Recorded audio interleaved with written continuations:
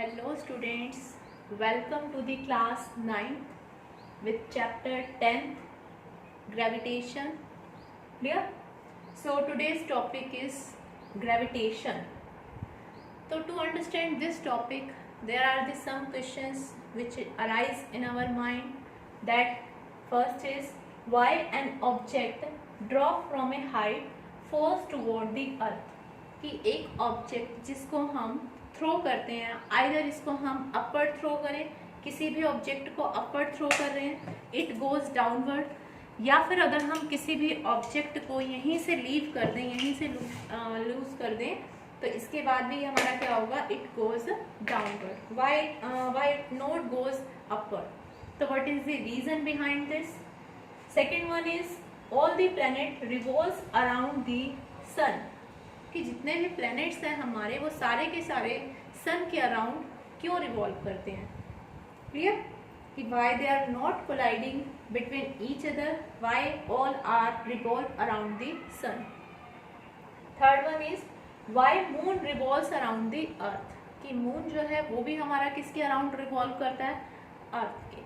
तो इन सब क्वेश्चंस के पीछे जो एक आंसर था, तो उसको सबसे फर्स्ट एरिस्टोटल ने क्या स्टडी किया, उसने देखा कि when an object, any object fall from the height, it goes downward, it attract toward the earth. Clear?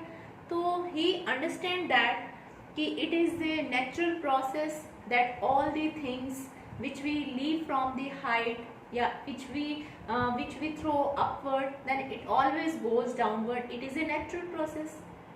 He doesn't think about that. After that, Newton, one time Newton saw behind the tree, under the tree, he saw that कि why this apple always falls towards the earth, it goes downward, what is the reason? So he think about that, and he think that I think there is some attraction which the earth apply on this apple, so that कि this apple is attract toward the earth. उसने सोचा कि कोई ना कोई एक ऐसा force है अर्थ के पास, कोई एक ऐसा अट्रैक्शन फोर्स है जिसकी वजह से ये एप्पल जो है वो हमारा कहाँ थ्रो कर रहा है, इट गोज डाउनवर्ड, नीचे की तरफ आ रहा है. तो इसके और स्टडी के बाद न्यूटन ने क्या ऑब्जर्व किया कि ये सारे के सारे जो फिनोमिना हैं, कि जो ऑब्जेक्ट हम हाइट से थ्रो करते हैं वो, या फिर रिवोल्यूशन है, कि there is the some force, एक फोर्स है हमारा जो एक्ट कर रहा है बिटवीन दैम, और वो फोर्स हमारा कौन सा फोर्स है हमारा, that is the gravitational force. That is the gravitational force. Clear? तो इसको हम अंडरस्टूड करेंगे. जैसे let us take, we can understood with an activity. Take a piece of thread. हमने क्या लिया? एक पीस ऑफ थ्रेड लिया, and on the other hand we take the piece of chalk just as a stone. Clear? We tie it and now we revolve it in this way. It moves in a circular path. It moves in a circular path. It means my hand is applying the force on this stone to moves in a circular path. तो ये जो force है हमारा, जो हमारा hand इसके ऊपर apply कर रहा है, इस फोर्स को हमने पहले भी डिस्कस किया था चैप्टर 8 में. इस फोर्स को हम क्या बोलते हैं? That is called the centripetal force. Centripetal force. It is called the centre see. Centre seeking. It is called the center seeking. Clear? So it revolves in this way. Centripetal force is acting on this so that it revolves in a circular path. It means, and when we leave this, when we don't apply this force in this way, when I don't when my hand not apply the force, it goes far away, it goes in a straight line. You can do this activity at your home.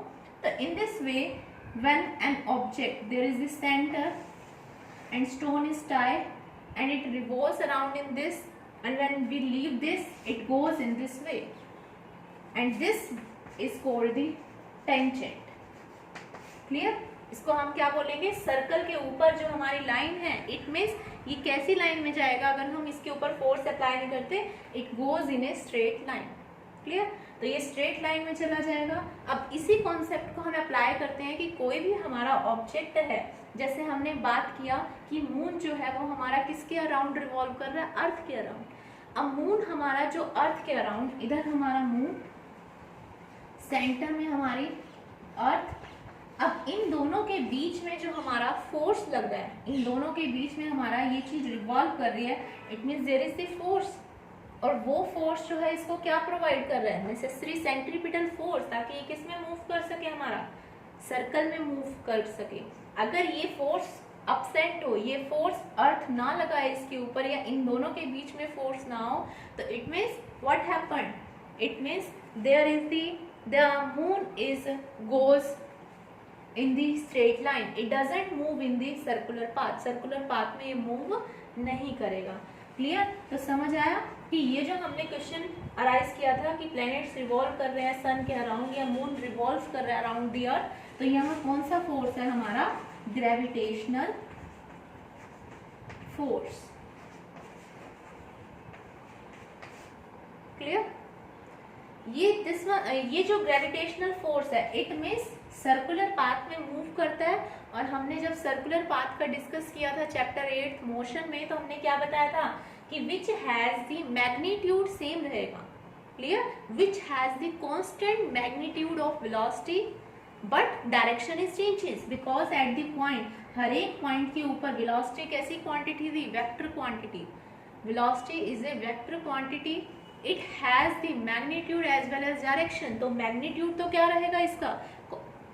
Constant, but direction क्या होगी? हमारी change होगी हर एक point की. इसलिए हमने क्या बोला कि it revolves in the circular path, has constant magnitude of velocity but has the different direction. हर एक पॉइंट के ऊपर डायरेक्शन क्या होगी? इस पॉइंट के ऊपर इधर जाने की, इस पॉइंट के ऊपर इधर, तभी हमारा क्या होगा? ये सर्कल में मूव करेगा. तो आई थिंक इन सब क्वेश्चंस के आंसर आपको मिलेंगे कि ये जो ऑब्जेक्ट है वो हमारे एक दूसरे की तरफ कौन से फोर्स से हमारे? These all are, there is the gravitational force. कौन सा फोर्स है हमारा? Gravitational force. तो conclusion is that gravitational force is that force which act, gravitational force is that force which act between any two massive object in this universe.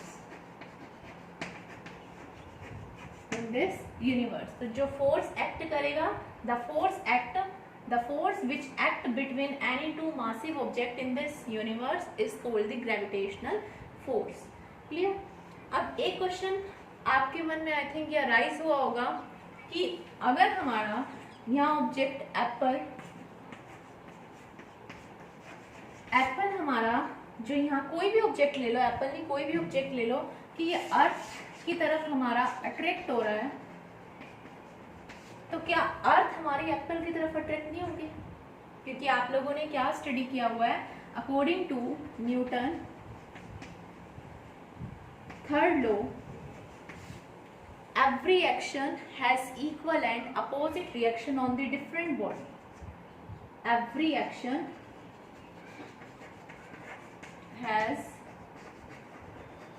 equal and opposite reaction on different body. तो it means अगर अर्थ Apple के ऊपर force apply कर रहा है तो Apple भी किसके ऊपर अप्लाई करेगा, अर्थ के ऊपर। क्लियर? तो why this earth is not moving towards the apple, तो इट हैज द रीजन। वो कौन सा रीजन है हमारा? As we know that Newton second law, Newton second law, Newton second law क्या कहता है हमारा? न्यूटन सेकेंड लॉ ने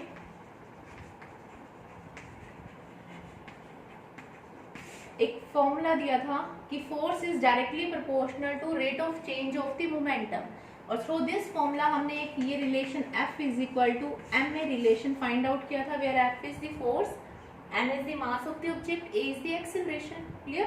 तब वो कहते हैं इक्वल एंड अपोजिट तो फोर्स होंगे हमारे, कि एप्पल जो है वो किसके ऊपर, अर्थ के ऊपर अप्लाई करेगी और अर्थ एप्पल के ऊपर अप्लाई करेगा।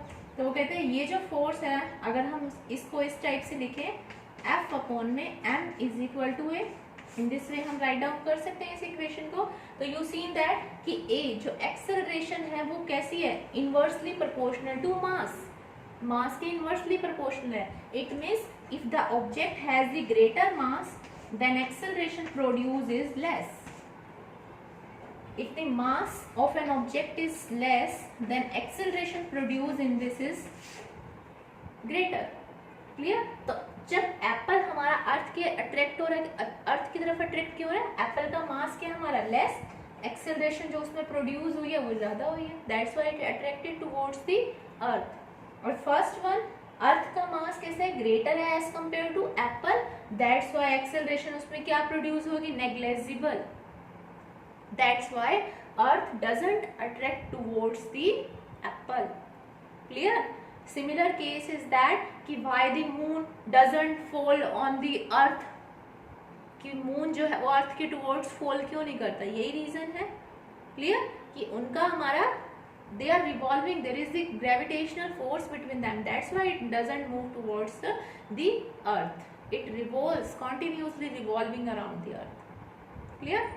So in this way we can understand, I hope you understand this concept gravitational force. तो conclusion क्या हुआ, क्वेश्चन क्या है कि ये जो हमारे ऑब्जेक्ट है, why all the objects fall towards the earth due to the gravitational force, why the sun, why all the planets revolve around the sun due to the gravitational force, why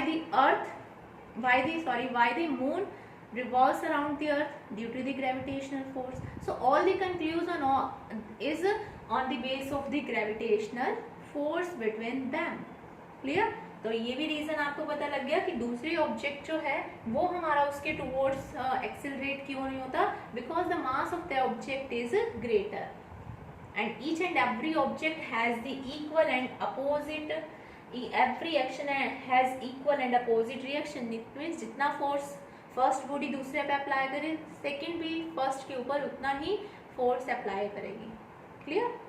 I hope you all understand. In the next video we do the universal law of gravitation.